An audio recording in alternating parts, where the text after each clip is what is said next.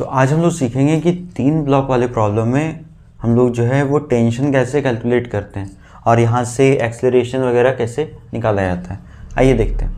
तो ये बोला जा रहा है कि 3 ब्लॉक को अटैच करने वाला फोर्स जो है वो 80 न्यूटन है और ये 80 न्यूटन फोर्स लेकर के ये तीनों ब्लॉक को आगे मूव करवा रहा है। दैट मीन्स मेरे पास में फोर्स कितना है 80 न्यूटन जो कि फॉरवर्ड चल रहा है। ओके, फोर्स बराबर हम लोग क्या जानते हैं, मास इंटू एक्सेलरेशन होता है। ठीक है, मास कैसा है, मास तीनों का मिला करके है, तभी तो ये तीनों को खींच रहा ना।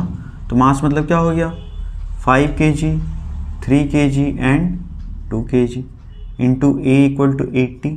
5 3 2 कितना हो गया 10, नीचे डिवाइड करेंगे तो कितना हो जाएगा 8 मीटर पर सेकेंड स्क्वायर। ये आपका क्या आ गया, एक्सेलरेशन आ गया।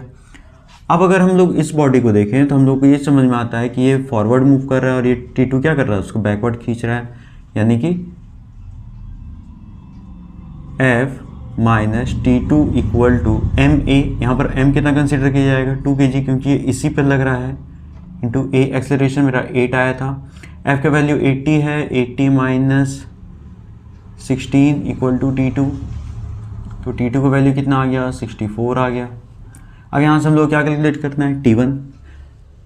अब अगर 3 kg वाले ब्लॉक को देखें तो T2 क्या कर रहा है, फॉरवर्ड मूव करेगा इसके लिए, और T1 क्या करेगा, बैकवर्ड, इसको कैंसिल आउट करेगा। तो क्या हो जाएगा T2 minus T1 equal to कितना हो जाएगा MA। यहाँ पर M कितना है 3 इंटू A एक्सेलरेशन कितना आया था 8।